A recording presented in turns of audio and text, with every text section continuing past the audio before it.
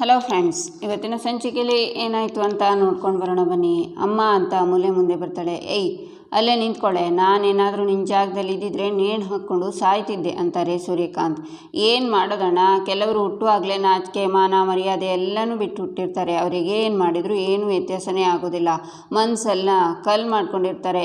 ಏನು ಮಾಡಿದರೂ ವ್ಯತ್ಯಾಸನೇ ಇಲ್ಲ ಅಂತ ಜಾತಿ ಈ ನಂದಂದು ಅಂತಾರೆ ಚಂದ್ರಕಾಂತ್. ಏಯ್ ನಾನು ಆಗ್ಲಿಂದ ನೋಡ್ತಾನೆ ಇದ್ದೀನಿ, ಬಾಯಿಗೆ ಬಂದಾಗ ಮಾತಾಡ್ತಾನೆ ಇದ್ದೀರಾ ಇಬ್ರು. ಏನರೂ ಆಗಿದೆ ನಿಮಗೆ? ನಾನೇನು ಮಾಡಿದೆ ನಿಮಗೆ ಅಂತಾರೆ ನಂದನ್. ಏಯ್ ಏನೋ ಗೊತ್ತಿಲ್ಲದೆ ಇರೋರ ಥರ ನಾಟಕ ಆಡಬೇಡ. ನಿನ್ನ ವಿಷಯದಿಂದನೇ ನಮ್ಮ ನೆಮ್ಮದಿ ಹಾಳಾಗ್ತಿದೆ. ಇಂಥ ಬದುಕನ್ನು ಹೇಗೆ ಬದುಕ್ತೀಯ ನೀನು ಅಂತಾರೆ ಚಂದ್ರಕಾಂತ್. ಏಯ್ ನಮ್ಮ ಅಪ್ಪ ಏನು ಮಾಡಿದ್ದಾರೆ ಅಂತ ಇಷ್ಟೆಲ್ಲ ಮಾತಾಡ್ತಿದ್ದೀರಾ ಅಂತಾನೆ ವಲ್ಲಭ. ಏಯ್ ಸಾಕು, ಮುಚ್ಚು ಬಾಯಿ. ಸೊಸೆ ಕಡೆ ದುಡಿಸ್ಕೊಂಡು ತಿನ್ನೋಕೆ ನಾಚಿಕೆ ಆಗೋದಿಲ್ವೇನೋ ನಿಮ್ಮ ಅಪ್ಪಂಗೆ? ಅವಳನ್ನು ಕೆಲಸಕ್ಕೆ ಕಳಿಸಿ ಅವಳು ತರೋ ಚಿಲ್ಲರೆ ಕಾಸಲ್ಲಿ ಜೀವನ ಮಾಡಬೇಕಾ ಅಂತಾರೆ ಸೂರ್ಯಕಾಂತ್. ಏಯ್ ನನ್ನ ಸೊಸೆ ದುಡಿದ್ರೆ ನಿಮಗೇನು ಸಂಕಟ? ಅವಳು ಗೌರ್ಮೆಂಟ್ ಕೆಲಸದಲ್ಲಿದ್ದಾಳೆ, ಗೌರವವಾಗಿ ಕೆಲಸಕ್ಕೆ ಹೋಗ್ತಾಳೆ ಬರ್ತಾಳೆ ದುಡಿತಿದ್ದಾಳೆ, ಅದರಿಂದ ನಿಮಗೇನು ಸಮಸ್ಯೆ? ನೋಡಿ, ನನ್ನ ಸೊಸೆ ವಿಷಯಕ್ಕೆ ಬಂದರೆ ನಾನು ಸುಮ್ಮನೆ ಇರೋದಿಲ್ಲ ಅಂತಾರೆ ನಂದನ್. ಹಲೋ, ನಾವೇನು ಸುಮ್ಮನೆ ಮಾತಾಡ್ತಿಲ್ಲ. ಅಷ್ಟಕ್ಕೂ ನಾವು ಮಾತಾಡ್ತಿರೋದು ನಿನ್ನ 2ನೇ ಸೊಸೆ ಬಗ್ಗೆ ಅಲ್ಲ, ನಿನ್ನ 3ನೇ ಸೊಸೆ ಬಗ್ಗೆ, ನಮ್ಮ ಅಣ್ಣನ ಮಗಳ ಬಗ್ಗೆನೇ ಮಾತಾಡ್ತಿರೋದು ಅಂತಾರೆ ಚಂದ್ರಕಾಂತ್. ಯಾರು?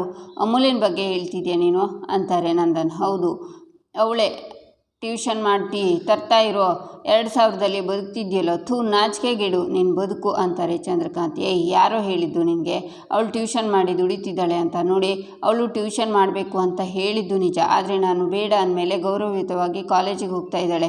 ಈಗ ಅವಳು ಗೌರ್ಮೆಂಟ್ ಕೆಲಸಕ್ಕೆ ಸೇರ್ಕೋಬೇಕು ಅಂತ ಕೋಚಿಂಗ್ ಸೆಂಟ್ರಿಗೆ ಹೋಗ್ತಿದ್ದಾಳೆ. ತಿಳ್ಕೊಳ್ದೆ ಏನೇನೋ ಮಾತಾಡಬೇಡಿ ನೀವು ಅಂತಾರೆ ನಂದನ್. ಯಾವ ಕೋಚಿಂಗ್ ಸೆಂಟ್ರು? ಏನು ನಾಟಕ ಆಡ್ತಿದ್ಯಾ? ಇವಳು ಟ್ಯೂಷನ್ ಮಾಡ್ತಿರೋದನ್ನು ನಾನೇ ನನ್ನ ಕಣ್ಣಾರೆ ನೋಡಿದ್ದೀನಿ. ಯಾರ ಹತ್ರ ನಾಟಕ ಆಡ್ತಿದ್ಯಾ ಅಂತಾರೆ ಚಂದ್ರಕಾಂತ್. ಸಾಕು ನಿಲ್ಲಿಸಿ. ಅಮೂಲ್ಯ ಯಾವ ಟ್ಯೂಷನ್ನು ಮಾಡ್ತಿಲ್ಲ. ಅಮ್ಮು ಏನು ಸುಮ್ಮನೆ ನಿಂತಿದ್ಯಾಮೋ? ನೀನೇ ಅವರಿಗೆ ಹೇಳಮ್ಮೋ ನೀನು ಯಾವ ಟ್ಯೂಷನ್ನು ಮಾಡ್ತಿಲ್ಲ ಅಂತ. ಆಗಲಾದರೂ ಇವ್ರುಗಳು ಬಾಯಿ ಮುಚ್ಕೊಂಡು ನಿಂತ್ಕೋತಾರೆ ಅಂತಾರೆ ಗಿರಿಜಾ. ಸರಿ, ಒಂದೇ ಒಂದು ಮಾತು ಅವಳು ಬಾಯಲ್ಲಿ ಹೇಳಿಸ್ಬಿಡಿ, ನಾನು ಟ್ಯೂಷನ್ ಮಾಡ್ತಿಲ್ಲ ಅಂತ. ನಾವು ಬಾಯಿ ಮುಚ್ಕೊಂಡು ಮನೆಗೆ ಹೋಗ್ತೀವಿ ಅಂತಾರೆ ಚಂದ್ರಕಾಂತ್. ಹೇಳ್ತಾಳೆ, ಯಾಕೆಂದರೆ ಅವಳು ಯಾವ ಟ್ಯೂಷನ್ನು ತಗೊಳ್ಳೋಕ್ಕೆ ಹೋಗ್ತಿಲ್ಲ.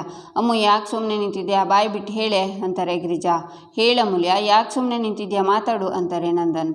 ಮಾವ, ಅವ್ರು ಹೇಳ್ತಿರೋದು ನಿಜ ಮಾವ ಅಂತಾಳೆ ಅಮೂಲ್ಯ. ಅಮೂಲ್ಯ, ಏನು ಮಾತಾಡ್ತಿದ್ಯಾ ನೀನು ಅಂತಾರೆ ನಂದನ್. ಅಬ್ಬಬ್ಬಾ, ಏನು ನಾಟಕ ಮಾಡ್ತಾನೆ ನೋಡೋಣ ಇವನಿಗೇನು ಗೊತ್ತೇ ಇಲ್ಲ ಈ ಹಣ ಬಾಕಂಗೆ.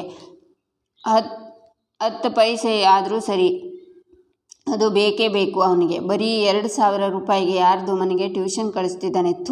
ಸೊಸೆನ ಕೆಲಸ ಕಳಿಸ್ತಾ ಇರೋ ವಿಷಯ ಯಾರಿಗೂ ಗೊತ್ತಾಗದೇ ಇರೋ ಹಾಗೆ ನೋಡ್ಕೊಂಡಿದ್ದಾನೆ. ನನಗೂ ಗೊತ್ತಾಗ್ತಾ ಇರಲಿಲ್ಲ.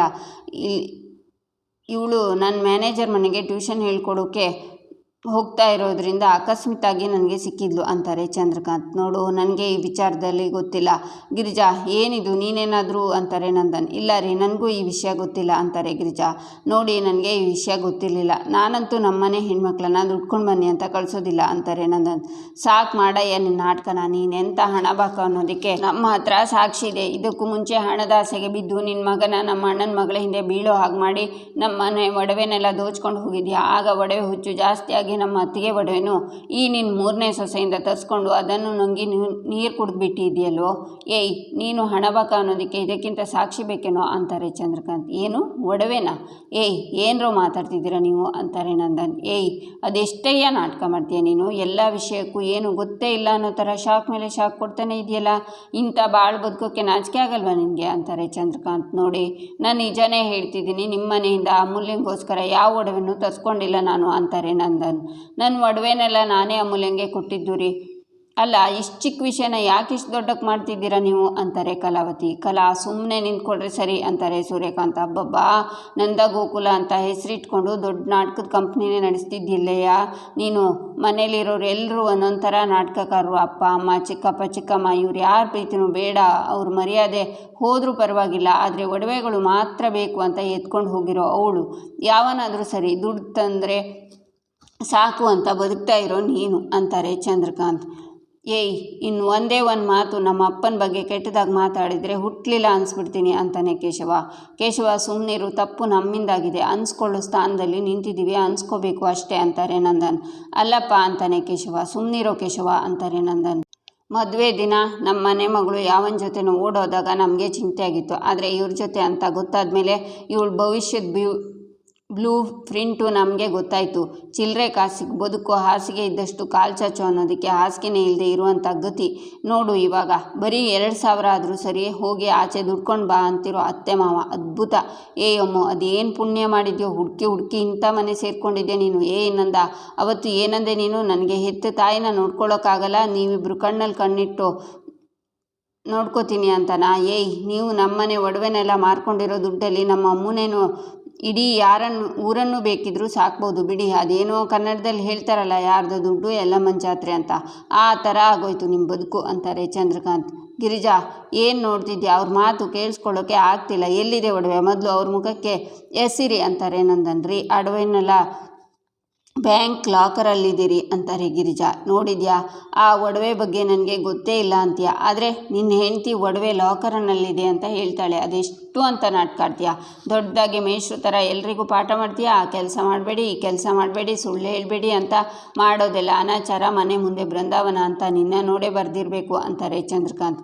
ಗಿರಿಜಾ ನಾಳೆ ಅಷ್ಟೊತ್ತಿಗೆ ಅವ್ರ ಮನೆ ಒಡವೆ ಅವ್ರ ಮನೆ ತಲುಪಿರಬೇಕು. ಏನು ಮಾಡ್ತೀಯೋ ನನಗೆ ಗೊತ್ತಿಲ್ಲ ಅಂತಾರೆ ನಂದನ್. ಸರಿ ರೀ ಅಂತಾರೆ ಗಿರಿಜಾ. ಹೇಳಿ, ಆ ಒಡವೆಗಳನ್ನೆಲ್ಲ ವಾಪಸ್ ತಂದು ಕೊಡ್ತೀಯಾ? ಅದು ಸರಿಯೇ, ನಾನು ನೋಡೇ ಬಿಡೋಣ. ಅದ್ರ ಜೊತೆಗೆ ಅಮೂಲ್ಯನ ಓಡಿಸ್ಕೊಂಡು ಹೋಗಬೇಕಾದ್ರೆ ಎತ್ಕೊಂಡು ಹೋದ್ರಲ್ಲ ಆ ಒಡವೆ, ಅದನ್ನು ತಂದು ಕೊಡಬೇಕು. ಅದನ್ನು ಯಾವಾಗ ತಂದು ಕೊಡ್ತೀಯಾ? ಇಂಥ ಗತಿಗೆಟ್ಟ ಜನ್ಮನ ನಾನೆಲ್ಲೂ ನೋಡಿಲ್ಲ. ಹೋಗಿ ಎಲ್ಲಾದರೂ ಸಾಯಿ ಅಂತಾರೆ ಚಂದ್ರಕಾಂತ್. ಇವನೆಲ್ಲಿ ಸಾಯ್ತಾನೆ ಚಂದ್ರು? ಪಾಪಿ ಚಿರಾಯು ಅಂತ ಮಾತು ಕೇಳಿಲ್ವ ನೀನು? ಇವನ ಹತ್ರ ಮಾತಾಡಿದರೆ ಪ್ರಯೋಜನ ಇಲ್ಲ. ಬಂಡೆಗೆ ತಲೆ ಚಚ್ಕೊಂಡಂಗೆ ಬಾರೆ ಅಂತ ಕಲಾವತಿನ ಮನೆಯೊಳಗೆ ಹೇಳ್ಕೊಂಡು ಹೋಗ್ತಾರೆ ಸೂರ್ಯಕಾಂತ್.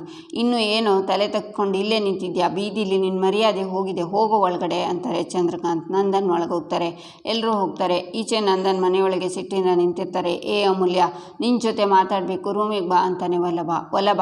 ಏನು ಅದು ರೂಮಿಗೆ ಹೋಗಿ ಮಾತಾಡೋದು? ಅವಮಾನ ಎಲ್ರಿಗೂ ಆಗಿದೆ. ಅದಕ್ಕಿಂತ ಮುಖ್ಯವಾಗಿ ನಿಮ್ಮ ಅಪ್ಪಂಗೆ ಅವಮಾನ ಆಗಿದೆ. ಏನೋ ಮಾತಾಡೋದಿದ್ರು ಇಲ್ಲಿ ಎಲ್ಲರ ಮುಂದೆ ಅವಳು ಉತ್ತರ ಕೊಡಬೇಕು ಅಲ್ವೇ ಅಮ್ಮು? ಯಾಕೆ ನೀನು ನನ್ನ ಹತ್ರ ಈ ವಿಷಯನ ಮುಚ್ಚಿಟ್ಟೆ? ಕೂತ್ಕೊಳ್ಳೋಕ್ಕೂ ನಿಂತ್ಕೊಳ್ಳೋಕ್ಕೂ ಎಲ್ಲದೂ ಬಂದು ನನ್ನ ಹತ್ರ ಹೇಳ್ತಿದ್ದೆ ತಾನೆ.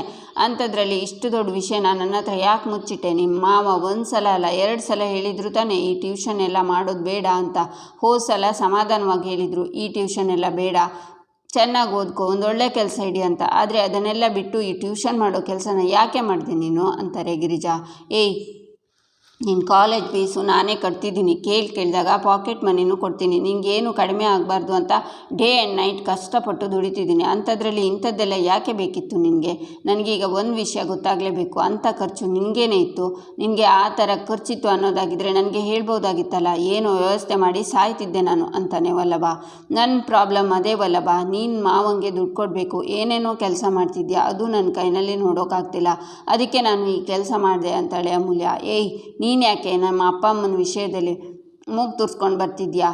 ನಮ್ಮಿಬ್ಬರು ಪರ್ಸ್ನಲ್ ವಿಷಯ 1000 ಇರುತ್ತೆ. ಹೌದು, ನಾನು ತಿಂಗಳಿಗೆ ಒಂದಿಷ್ಟು ಕೊಡ್ತೀನಿ ಅಂತ ಅಪ್ಪನ ಹತ್ರ ಕಮಿಟ್ ಆಗಿದ್ದೀನಿ. ಅದಕ್ಕೂ ನಿನಗೂ ಏನೇ ಸಂಬಂಧ? ನಿನಗೇನೆ ಗೊತ್ತು, ನಿನಗೇನೆ ಖರ್ಚಿತ್ತು ಅಂತ. ಟ್ಯೂಷನ್ಗೆ ಹೋಗಿ ನನಗೋಸ್ಕರ ಅಂತ ಟ್ಯಾಗ್ ಲೈನ್ ಕೊಡಬೇಡ. ಅದರಲ್ಲೂ ನಮ್ಮ ಅಪ್ಪನಂತೂ ಎಳಿಲೇಬೇಡ. ನೀನು ಮಾಡಿರೋ ಕೆಲಸದಿಂದ ಎಂಥ ಬ್ಲೆಂಡರ್ ಆಗೋಯ್ತು ನೋಡಿದೆಯಲ್ಲ. ನೀನು ಟ್ಯೂಷನ್ ಮಾಡ್ತಾ ಇರೋದು, ಒಡವೆ ಇಸ್ಕೊಂಡಿರೋದು, ಇದ್ಯಾವುದು ಅಪ್ಪಂಗೆ ಗೊತ್ತೇ ಇರಲಿಲ್ಲ. ಎಲ್ಲರ ಮುಂದೆ ಅಪ್ಪಂಗೆ ಎಂಥ ಅವಮಾನ ಆಗೋಯ್ತು ನೋಡು. ನಿಮ್ಮ ಅಪ್ಪ ಚಿಕ್ಕಪ್ಪ ಏನೇನೆಲ್ಲ ಛೀ ಅಂತಾನೆ ವಲ್ಲಭ. ಅಲ್ಲ ಅಮ್ಮು, ಮಾವ ಸರ್ತಿನೇ ನಿನಗೂ ಮೀನಾ ಅವರಿಗೂ ಬೈದು ಆಮೇಲೆ ಸಾರಿನೂ ಕೇಳಿ ಈ ಟ್ಯೂಷನ್ ವಿಷಯ ಬೇಡ ಅಂತ ಗಿಣಿಗೆ ಹೇಳ್ದಂಗೆ ಹೇಳಿದ್ರಲ್ವಾ? ಯಾಕಮ್ಮ ಈ ಥರ ಮಾಡಿದೆ ಅಂತಾಳೆ ಪ್ರಿಯಾ. ಬೇಡ ಅಂತ ಹೇಳಿದರು, ಮತ್ತ್ಯಾಕೆ ಹೋದೆ ಅಂತಾರೆ ಗಿರಿಜಾ. ಅತ್ತೆ 1 ನಿಮಿಷ, ಯಾಕೆಲ್ಲರೂ ಅಮ್ಮಗೆ ಈ ಥರ ಬೈತಿದ್ದೀರಾ? ಅವಳು ಅಂಥ ತಪ್ಪೇನು ಮಾಡಿದ್ದಾಳೆ? ಅವಳಿಗೂ ಮಾತಾಡೋಕ್ಕೆ ಸ್ವಲ್ಪ ಅವಕಾಶ ಮಾಡಿಕೊಡಿ ಅಂತಾಳೆ ಮೀನಾ. ಸ್ವಲ್ಪ ಸುಮ್ಮನೆ ಇರ್ತೀಯಾ? ಇದು ಬರೀ ಅಮೂಲ್ಯ ವಿಷಯ ಅಲ್ಲ, ಇಬ್ಬರ ಮನೆ ಮಧ್ಯೆ ಮತ್ತೆ ಅಂತರ ಸೃಷ್ಟಿ ಮಾಡಿದೆ. ಅಪ್ಪಂಗೆ ಎಷ್ಟು ಅವಮಾನವಾಯಿತು ನೋಡಿದ್ಯಲ್ಲ. ನಿನಗೆ ಸಂಬಂಧ ಇಲ್ಲ, ಈ ವಿಷಯದ ಬಗ್ಗೆ ಮಾತಾಡಬೇಡ ಅಂತಾನೆ ಕೇಶವ. ನಾನು ಯಾಕೆ ಮಾತಾಡಬಾರ್ದು ಕೇಶವ? ನನಗ್ಯಾಕೆ ಸಂಬಂಧ ಇಲ್ಲ ಅಂತ ಹೇಳ್ತಿದ್ಯಾ ನೀನು? ಪಾಪ ಅಮೂಲ್ಯ ವಲ್ಲಭನ ಕಷ್ಟ ನೋಡೋಕ್ಕಾಗದೆ ವಲ್ಲಭಂಗೆ ಏನಾದರೂ ಸಹಾಯ ಮಾಡಬೇಕು ಅಂತ ನನ್ನ ಹತ್ರ ಬಂದು ಕೇಳ್ಕೊಂಡ್ಳು. ಅವಳು ಯಾರ ಹತ್ರನೂ ಹೇಳ್ಕೊಳ್ದೇ ಇರೋ ವಿಷಯ ನನ್ನ ಹತ್ರ ಹೇಳ್ಕೊತಿದ್ಲು. ವಲ್ಲಭನ ಕಷ್ಟಕ್ಕೆ ಹೆಗ್ಲಾಗಬೇಕು ಅಂತ ಎಷ್ಟು ಕಷ್ಟಪಡ್ತಿದ್ಲು ಅಂತ ನಾನು ನೋಡಿದ್ದೀನಿ. ಇದಕ್ಕೆ ನಾನು ಮಾತಾಡಬಾರ್ದ ಕೇಶವ ಅಂತಾಳೆ ಮೀನಾ. ಅಂದರೆ ಅಮೂಲ್ಯ ಈ ವಿಷಯನೆಲ್ಲ ನಿನಗೆ ಮೊದಲೇ ಹೇಳಿದ್ಲ? ಅಮೂಲ್ಯ ಟ್ಯೂಷನ್ ಮಾಡೋ ವಿಷಯ ನಿನಗೆ ಮೊದಲೇ ಗೊತ್ತಿತ್ತಾ ಅಂತಾನೆ ಕೇಶವ. ಗೊತ್ತಿರೋದಕ್ಕೆ ಅಮೂಲ್ಯನ ಆ ಮನೆಗೆ ಟ್ಯೂಷನ್ಗೆ ಸೇರಿಸಿರೋದೇ ನಾನು ಅಂತಾಳೆ ಮೀನಾ.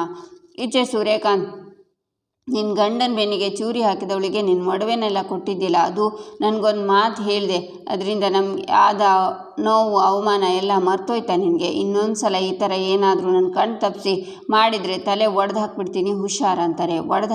ಒಡೆದಾಕಿ ಸಾಯಿಸ್ಬಿಡಿ ನನ್ನ ಅಂತಾರೆ ಕಲಾವತಿ. ಏನು ಮಾತಾಡ್ತಿದ್ಯಾ ಅಂತಾರೆ ಸೂರ್ಯಕಾಂತ್. ಇಷ್ಟಕ್ಕೂ ನಾನೇನು ತಪ್ಪು ಮಾಡಿದೆ? ಅವಳನ್ನು ನೋಡಿ ನನಗೆ ಪಾಪ ಅನ್ನಿಸ್ತು ರೀ. ನಂದಣ್ಣನ ಮನೆಯಲ್ಲಿದ್ದಾಳಲ್ಲ ಮೀನಾ, ಅವಳಿಗೆ ಸೇರಬೇಕಾಗಿರೋ ಒಡವೆನೆಲ್ಲ ಅವ್ರ ತಾಯಿ ಬಂದು ಖುದ್ದಾಗಿ ಕೊಟ್ಟು ಹೋದರು. ಮದುವೆ ಆಗಿದ್ಲಲ್ಲ ಪ್ರಿಯಾ ಮೊನ್ನೆ, ಅವಳು ಮನೆಗೆ ಬರಬೇಕಾದ್ರೆ ಒಡವೆನೆಲ್ಲ ಹಾಕಿ ತವ್ರ ಮನೆಯವರು ಕಳಿಸಿದ್ರು. ಹೀಗಿರುವಾಗ ನನ್ನ ಮಗಳು ಖಾಲಿ ಕತ್ತಲ್ಲಿರೋದನ್ನು ನಾನು ನೋಡೋದಕ್ಕಾಗಲಿಲ್ಲ, ಅದಕ್ಕೆ ಒಡವೆನೆಲ್ಲ ಕೊಟ್ಟೆ. ಇಷ್ಟಕ್ಕೂ ಅವಳಿಗೆ ಸಹಾಯ ಮಾಡೋಕ್ಕೆ ಯಾರು ಇದ್ದಾರೆ? ನಿಮಗೆ ಏನು ಇದ್ದರೂ ದ್ವೇಷ ಪ್ರತಿಷ್ಠೆನೇ ಮುಖ್ಯ ಅಲ್ವಾ? ನನಗೆ ನನ್ನ ಮಗಳಿಗಿಂತ ಮುಖ್ಯ ಯಾವುದು ಅಲ್ಲ ರೀ. ಅವಳು ಚೆನ್ನಾಗಿರಬೇಕು, ಅವಳು ಚೆನ್ನಾಗಿರಲಿ ಅಂತಲೇ ನಾನು ನನ್ನ ಒಡವೆನ ಕೊಟ್ಟೆ. ಹಾಗಂತ ಅವಳು ಮಾಡಿರೋ ಮೋಸನೆಲ್ಲ ಮರೆತು ಕ್ಷಮಿಸಿದ್ದೀನಿ ಅಂತ ಅಲ್ಲ ರೀ. ನಿಮ್ಗೆ ಎಷ್ಟು ಕೋಪ ಇದೆಯೋ ಅಷ್ಟೇ ಕೋಪ ನನಗೂ ಇದೆ ರೀ. ಇಷ್ಟರ ಮೇಲೂ ನಿಮಗೆ ನನ್ನ ಮೇಲೆ ಕೋಪ ಇದೆ ಅಂದರೆ ನನ್ನ ಸಾಯಿಸ್ಬಿಡಿ. ದಿನ ನಿಮ್ಮ ಕೈಲಿ ಬೈಸ್ಕೊಂಡು ಒದೆ ತಿನ್ಕೊಂಡು ದಿನ ಸಾಯೋದಕ್ಕಿಂತ ಒಂದೇ ಸಲ ಸಾಯಿಸ್ಬಿಡಿ, ಬನ್ನಿ ಸಾಯಿಸಿ ಅಂತಾರೆ ಕಲಾವತಿ. ನಿನ್ನ ಅಂತ ಸೂರ್ಯಕಾಂತ್ ಹೋಗುವಾಗ ಚಂದ್ರಕಾಂತ್ ಅವರನ್ನು ಇಟ್ಕೋತಾರೆ. ಅಣ್ಣ ಬೇಡ ಅಣ್ಣ ಅಂತಾರೆ. ನೋಡಿ ಚಂದ್ರು, ನನ್ನ ಎದುರುಗಡೆನೆ ನಿಂತ್ಕೊಂಡು ಹೇಗೆ ಮಾತಾಡ್ತಿದ್ದಾಳೆ ಅಂತಾರೆ ಸೂರ್ಯಕಾಂತ್. ಅಣ್ಣ ಸದ್ಯಕ್ಕೆ ಮನೇಲಿ ಯಾರ ಮನಸ್ಥಿತಿನೂ ಸರಿಯಿಲ್ಲ, ಒಂದು ಮಾತಾಡೋಕೆ ಹೋಗಿ ಇನ್ನೊಂದು ಆಗ್ತಿದೆ, ಈ ವಿಷಯ ಬಿಟ್ಬಿಡೋಣ ಅಂತಾರೆ ಚಂದ್ರಕಾಂತ್. ಹೇಗೆ ಬಿಡೋದು ಚಂದ್ರು, ಹೇಗೆ ಬಿಡೋದು? ಅವಳು ನನಗೆ ಮೋಸ ಮಾಡಿ ಹೋದ್ಮೇಲೆ ಅವಮಾನದ ಮೇಲೆ ಅವಮಾನ ಆಗ್ತಾಯಿದೆ. ಒಂದು ಗಾಯ ವಾಸಿ ಆಗೋಷ್ಟರಲ್ಲಿ ಇನ್ನೊಂದು ಗಾಯ, ಅದರ ಮೇಲೆ ಬರೆಗಳು. ಸಾಕಾಗೋಯ್ತು ಚಂದ್ರು, ಸಾಕಾಗೋಯ್ತು ಅಂತ ಸೋಫಾದಲ್ಲಿ ಕೂತ್ಕೋತಾರೆ ಸೂರ್ಯಕಾಂತ್. ಆಗ ಶ್ರೀಕಂಠ ಬಂದು ದೊಡ್ಡಪ್ಪ ಅಂತ ಅವ್ರ ಕೈನ ಇಟ್ಕೊಂಡು ಸಮಾಧಾನ ಮಾಡ್ಕೊಳ್ಳಿ ದೊಡ್ಡಪ್ಪ, ನಮ್ಮ ಮನೆಗೆ ಬೆಂಕಿ ಹಚ್ಚಿರೋ ನಂದನ ಮನೆಯಲ್ಲೂ ಈಗ ಮನಸ್ತಾಪದ ಬೆಂಕಿ ಹತ್ಕೊಂಡು ಉರಿತಾ ಇರುತ್ತೆ, ನೀವು ತಲೆ ಕೆಡಿಸ್ಕೊಬೇಡಿ ದೊಡ್ಡಪ್ಪ ಅಂತಾನೆ. ಅಣ್ಣ ಬಾ ಸ್ವಲ್ಪ ರಿಲ್ಯಾಕ್ಸ್ ಮಾಡ್ಕೊಳ್ಳೋಣ ಅಂತ ಸೂರ್ಯಕಾಂತನ ಚಂದ್ರಕಾಂತ್ ಕರ್ಕೊಂಡು ಹೋಗ್ತಾರೆ. ಈಚೆ ಗಿರಿಜಾ, ಏನೇ ಮಾತಾಡ್ತಿದ್ಯಾ ಮೀನಾ? ಅಮ್ಮು ಏನೋ ಚಿಕ್ಕವಳು, ಗೊತ್ತಿಲ್ಲದೆ ತಪ್ಪು ಮಾಡಿದಾಳೆ, ಬೈದು ಬುದ್ಧಿ ಹೇಳೋಣ ಅಂದ್ಕೊಡ್ವಿ, ಆದರೆ ನೀನು ಇಷ್ಟೆಲ್ಲ ತಿಳುವಳಿಕೆ ಇರೋಳು, ನೀನು ಯಾಕಿಂತ ಕೆಲಸ ಮಾಡೋಕೋದೆ? ಯಾಕೆ ಮೀನಾ, ನಿನಗೆ ಗೊತ್ತಿಲ್ವಾ ನಿಮ್ಮ ಮಾವ ಒಂದು ಸಲ ಒಂದು ವಿಷಯ ಬೇಡ ಅಂದಮೇಲೆ ಮತ್ತೆ ಅದನ್ನು ಮಾಡಿದರೆ ಅವ್ರು ಸಹಿಸ್ಕೊಳ್ಳಲ್ಲ ಅನ್ನೋದು ನಿನಗೆ ಗೊತ್ತಿಲ್ವೇನೆ ಅಂತಾರೆ ಗಿರಿಜಾ. ಅಲ್ಲ ಮೀನಾ ಅವರೇ, ನೀವು ಅಮೂಲ್ಯನ ಕೋಚಿಂಗ್ ಕ್ಲಾಸ್ಗೆ ಕಳಿಸ್ತೀನಿ ಅಂತ ಹೇಳಿದ್ದು ಸುಳ್ಳ? ಟ್ಯೂಷನ್ ಮಾಡೋಕ್ಕೆ ಕಳಿಸಿದ್ರಾ ಅಂತಾಳೆ ಪ್ರಿಯಾ. ಏನೇ ಮೀನಾ ಇದು?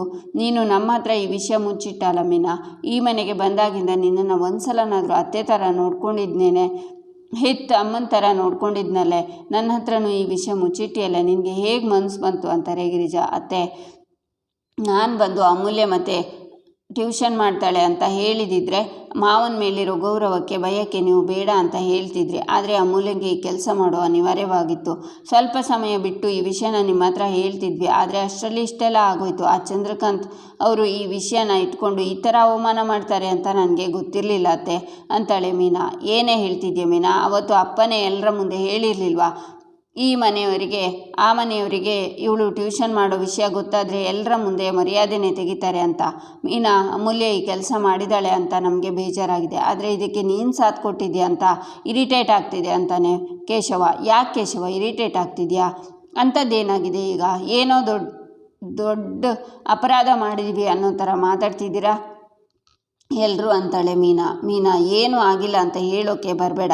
ಇಷ್ಟೊತ್ತು ಹೊರಗಡೆ ಏನಾಗಿತ್ತು? ಅಪ್ಪನ ಬೀದಿಲಿ ನಿಲ್ಲಿಸ್ಕೊಂಡು ಅವಮಾನ ಮಾಡಿದಾರವರು, ಮತ್ತೆ ಮಾತಾಡೋಕ್ಕೆ ಬರಬೇಡ ಅಂತಾನೆ ಕೇಶವ. ಅಲ್ಲ ಕೇಶವ ಅಂತ ಮೀನಾ ಹೇಳುವಾಗ ಸಾಕು ನಿಲ್ಲಿಸಿ ಅಂತಾರೆ ನಂದನ್. ಈಚೆ ಕಿಚನಲ್ಲಿ ಮೀನಾ, ಅತ್ತೆ ಪ್ಲೀಸ್ ಅತ್ತೆ, ಅಲ್ಲಂತೂ ಯಾರೂ ಮಾತಾಡೋಕ್ಕೆ ಅವಕಾಶ ಕೊಡಲಿಲ್ಲ, ನೀವಾದರೂ ನಮ್ಮ ಮಾತನ್ನು ಕೇಳಿಸ್ಕೊಳ್ಳಿ ಅತ್ತೆ ಅಂತಾಳೆ. ಈ ತಪ್ಪಿಗೆ ನಿಮ್ಗಳಿಗೆ ಯಾವತ್ತೂ ಕ್ಷಮೆ ಇಲ್ಲ, ಯಾವತ್ತೂ ನೀವು ನನ್ನ ಜೊತೆ ಮಾತಾಡಬೇಡಿ ಅಂತಾರೆ ಗಿರಿಜಾ.